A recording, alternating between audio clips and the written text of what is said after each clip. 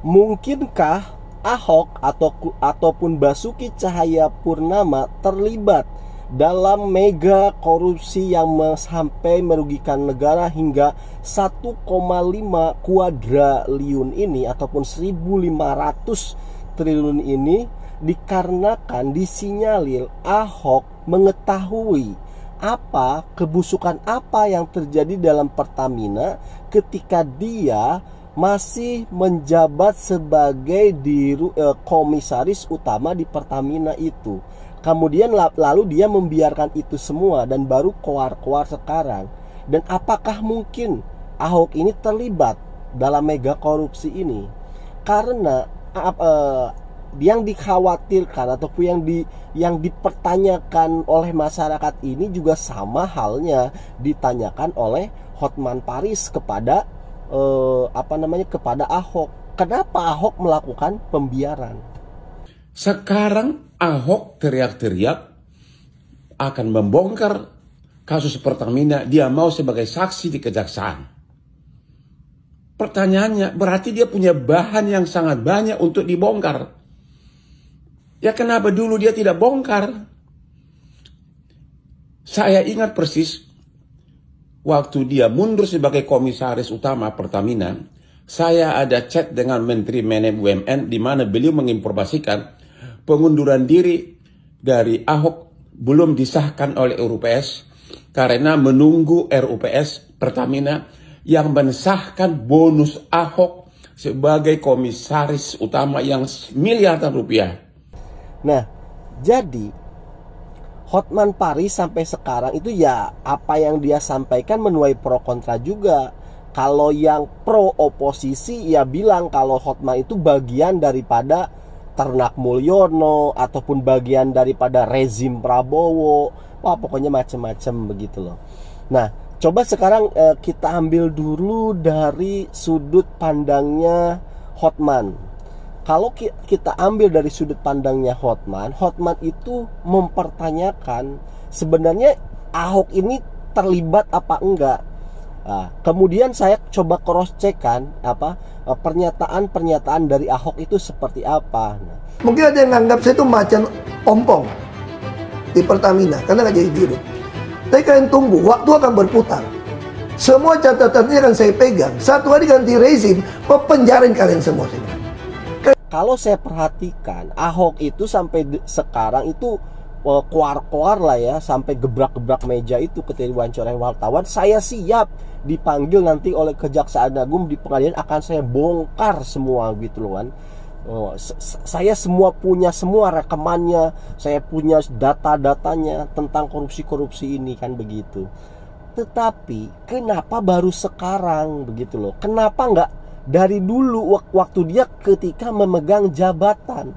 Apa yang terjadi? Itu kan yang dipertanyakan Hotman Paris itu selalu begitu loh. Nah, maka ini sebenarnya apa yang terjadi? Apakah Ahok ini galaknya itu beneran apa gimana gitu loh? Itu kan yang selalu dipertanyakan. Karena memang kenapa waktu dia menjabat kok tidak dipergunakan jabatannya? Padahal kita ketahui bersama nih, kita sedikit dulu ya intermezzo nih.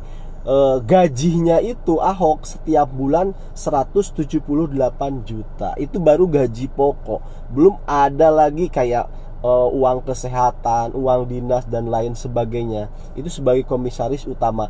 Dan kalau di total itu pokoknya penghasilan bersihnya selama menjadi komut itu per tahunnya itu 1 sampai dengan 3 miliar. Satu itu diambil yang paling rendah ya kan. Kalau itu BUMN biasa. Kalau Pertamina ini kan bonafit, ya kita anggap 3 miliar lah. Ya berarti kan Ahok selama 3 tahun itu sudah mendapatkan 4 tahun ya menjadi komut itu sekitar 12 miliar ya penghasilan dari dia sebagai dirut. Dan sebenarnya apa sih tugas-tugas dari komisaris utama itu? Banyak sebenarnya ya. Kalian bisa lihat sendiri nih. Tugas seorang komisaris utama. Namun yang paling saya soroti itu sebenarnya ada 2 tugas komisaris utama itu. Yang satu pengawasan, dan yang ketiga memastikan semua direksi ini, semua ya pokoknya orang-orang di Pertamina ini mematuhi aturan.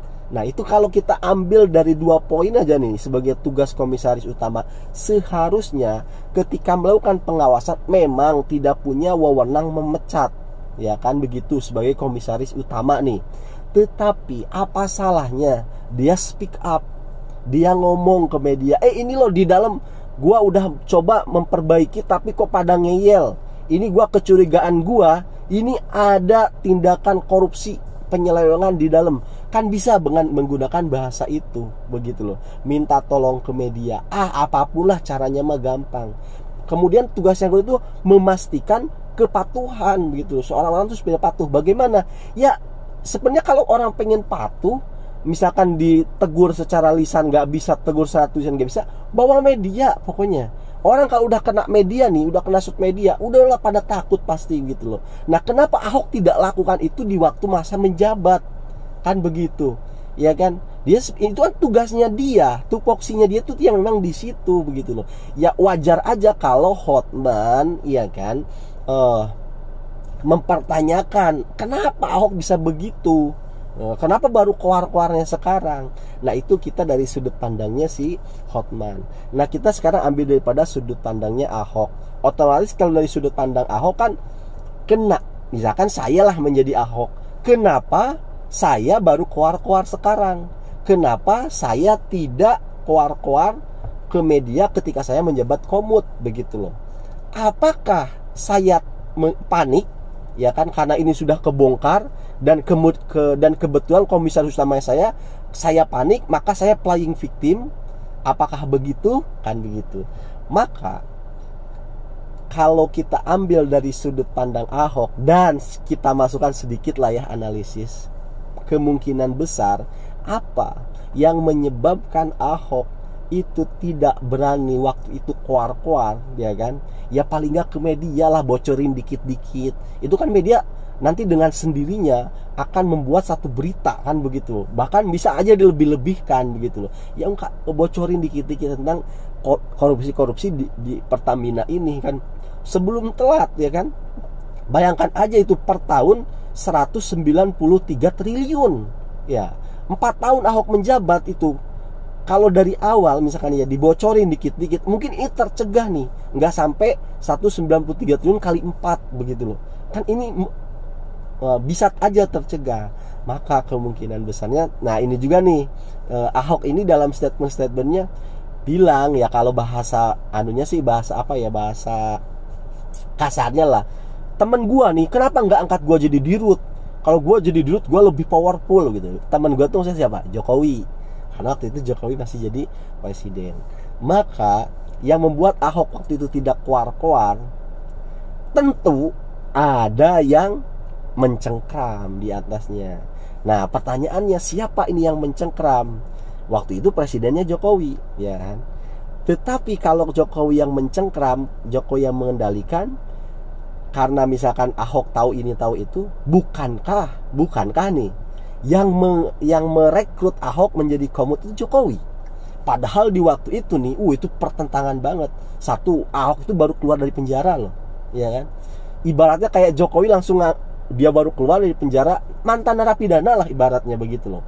Itu diambil sama Jokowi, langsung ditaruh di posisi yang paling mentereng, komisaris utama. Itu banyak banget itu waktu itu pro kontranya. Ibaratnya kayak Jokowi ingin menyelamatkan mukanya Ahok begitu loh. Nah, jadi kalau secara logika, masa iya kan bukannya Jokowi ya? Jokowi itu justru merekrut Ahok supaya bersih-bersih di Pertamina begitu loh. Itu sengaja.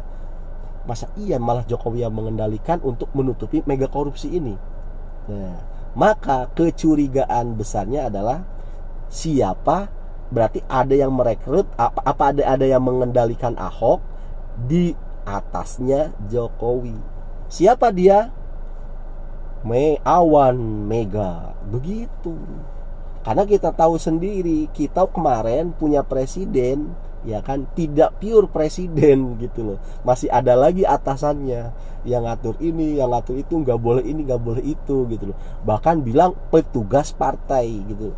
nggak bilang presiden loh. Dibilangnya tuh, iya benar presiden jabatannya, tapi hakikatnya dia itu adalah petugas partai. Satu-satunya partai yang berani bilang petugas partai ya Red Bull. Nah, maka kecurigaan ini patut disangkakan kepada Awan Mega yang kelam, begitu loh. Nah, sepertinya yang membatasi Ahok di masa itu adalah ya itu. Nah, begitu. Lantas berarti kan kalau begitu ada aliran dong ke sini ke sana, ke sini sana. Ya itulah. Nah, makanya sekarang ketika berganti rezim yang sudah tidak lagi terkait dengan Awan Mega hitam kelam kelabu ini, mulai kan dibuka ini mega korupsi karena sudah tidak ada lagi yang membatasi, begitu. Ya mudah-mudahan aja, ya saya harap sih Ahok bener-bener nanti memang akan ada ya pemanggilan oleh Jaksa Agung, bener-bener dibuka, siap menyeret siapa aja, bener-bener harus dibuka, jangan ditutupin, jangan sampai ya pan dibuka kalau musuhnya dibuka, ketika temen yang terlibat ditutupin. Oh jangan. Ahok kalau Anda benar-benar gentleman, ya semua dibuka. Mau itu dari partai Anda atau dari musuh Anda, semuanya dibuka. Ini keren untuk kebaikan bangsa dan negara. Terima kasih karena sudah menyimak.